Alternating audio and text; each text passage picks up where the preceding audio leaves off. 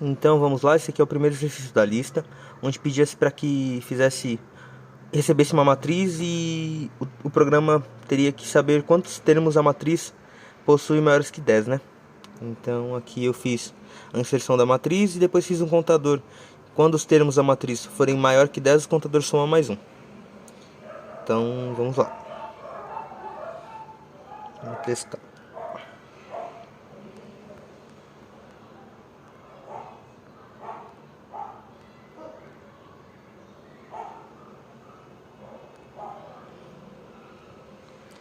Vamos lá. Primeiro termo, maior que 10. Segundo, terceiro, quarto, quinto.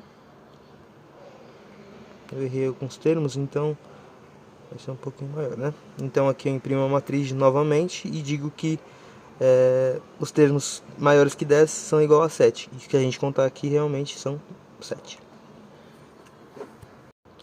Então esse aqui é o segundo exercício, onde ele pedia para que preenchesse uma matriz com a diagonal principal igual a 1. E para isso aqui eu usei um for, né? Fazendo a matriz 5 por 5. Mas um if para quando a linha for igual à coluna, ele colocar 1. E quando não for, preencher com 0. Então vamos testar agora. E é isso aí, ó. Quando a linha é igualmente o número da coluna, então 1, 2, 2, linha 2, coluna 2, linha 3 e coluna 3, ele pega e preenche com 1. Quando não, 0.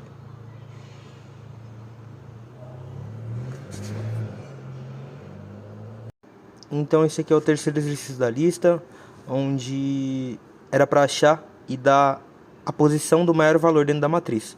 Então aqui depois do for, né, na verdade antes do for, eu já disse que o maior valor vai ser a matriz 0, linha 0 e coluna 0.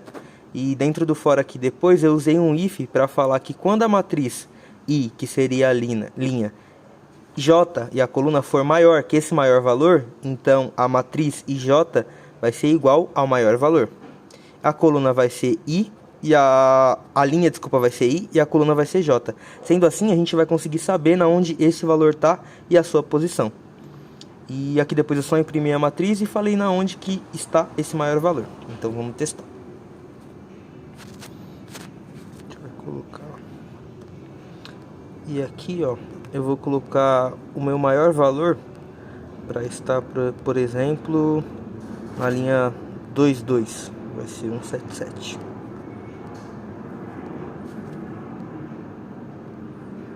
Então aqui ele mostra, né? O maior valor na matriz é 177, está localizado na posição linha 1, coluna 2. Então vamos lá, esse aqui é o quarto exercício da lista, onde a gente teria que achar um valor dentro da matriz, onde esse valor a gente iria, o usuário, né, iria impor para o sistema, onde eu comecei com a posição linha com menos 1 e a posição C também com menos 1, para que o for possa percorrer e achar o valor que a gente vai impor, né, dentro dessas duas posições. Então o primeiro for eu usei para digitar a matriz, o segundo printf para indicar o valor que a gente quer achar, o terceiro for eu utilizei para percorrer essa matriz que está digitada com esse valor que a gente já indicou para o sistema ser procurado, e usei 3 ifs para fazer as validações do programa. Então vamos lá agora compilar. Vou colocar os valores aqui da matriz.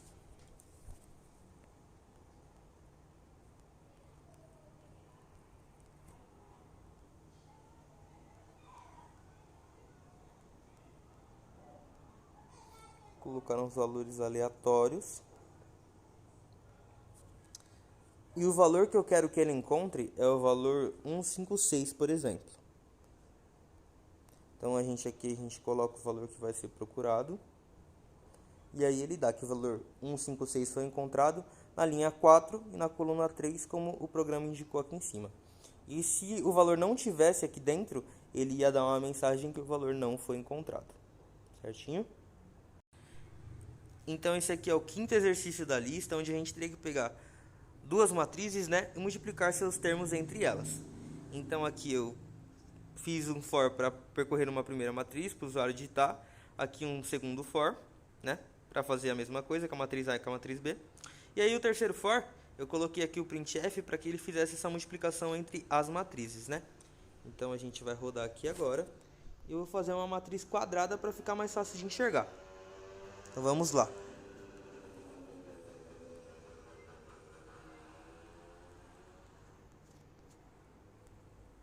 Agora a matriz B.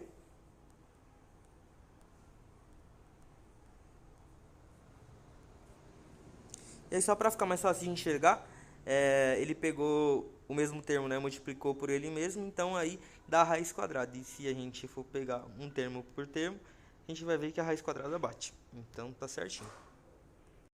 Então esse aqui é o sexto exercício, onde aqui a gente já usava a função para fazer uma determinada tarefa. E aqui, na verdade, era para pegar um vetor 4x4, né? Na verdade, um vetor só de 4 posições. E a gente tinha que achar os valores pares e os valores ímpares dele.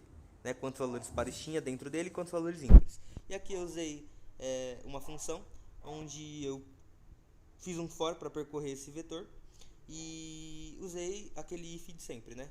Quando esse valor que estiver dentro do vetor for dividido por 2 e ele for igual a zero, o contador par irá somar mais 1. Caso isso não aconteça, o ímpar soma mais 1. Então vamos rodar.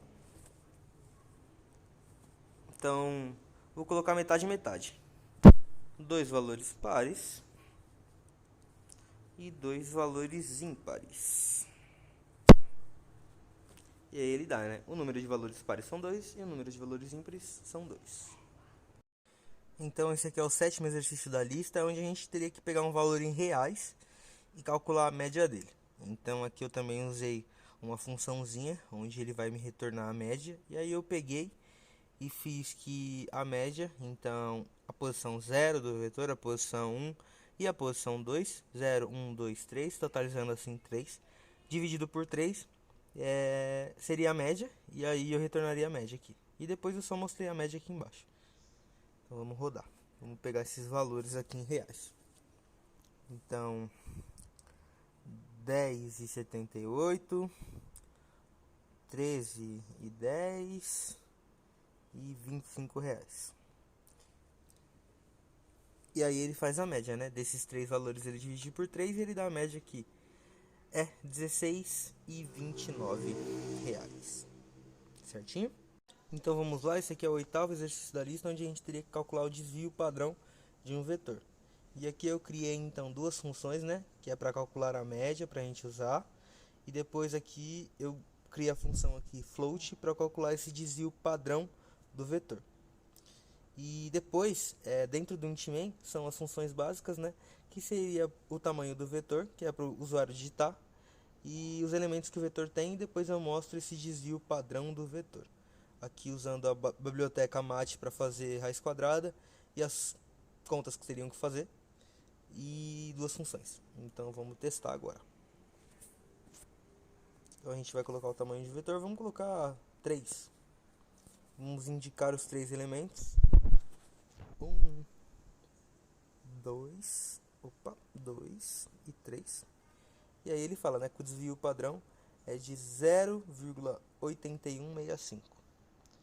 E eu coloquei, geralmente dá um número bastante quebrado, então eu coloquei as 4 casas aqui. E é isso.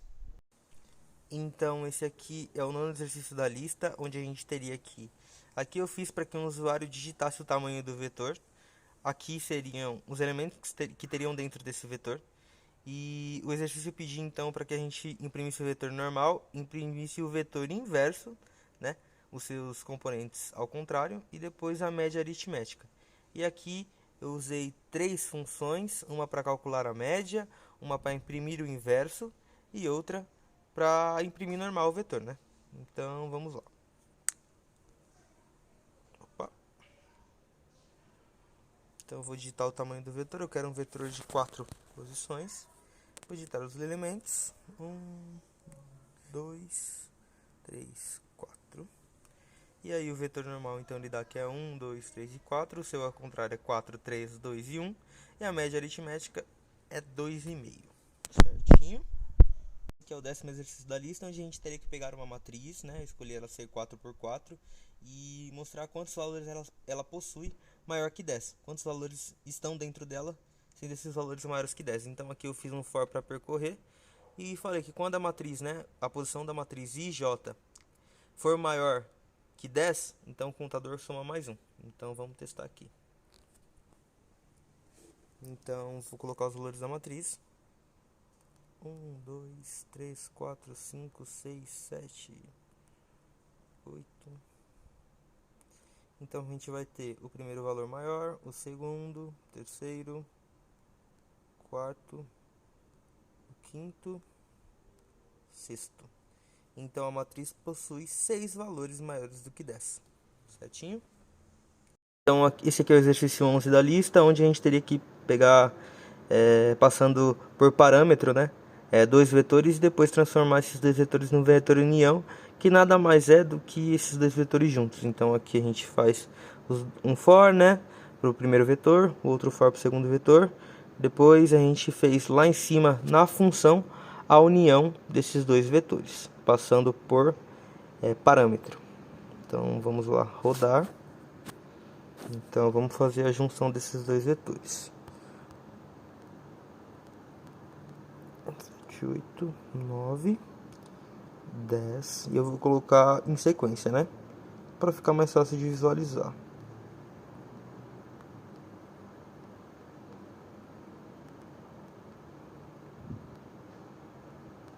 E aí o vetor união, ele retorna, né, do 1 até o 20, que foi como eu fiz aqui em cima.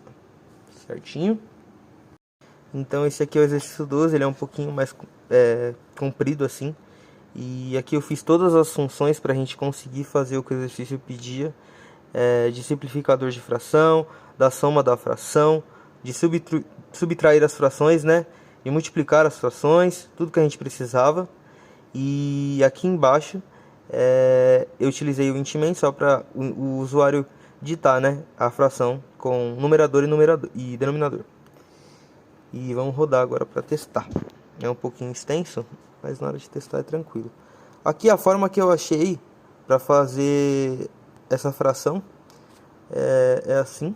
Então digita numerador depois do denominador. E aqui ele retorna, né, a soma dessas duas frações, a subtração dessas duas frações, o produto e o quociente, que era o que pedia no exercício 12. Certinho?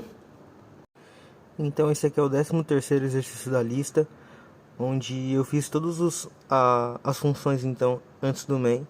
Função de maior consumo, a função de menor consumo para calcular, o calcular do consumo, o imprimir os resultados eu coloquei aqui. E depois do intmain são todos os códigos, né, para que o usuário consiga interagir com o programa, na verdade.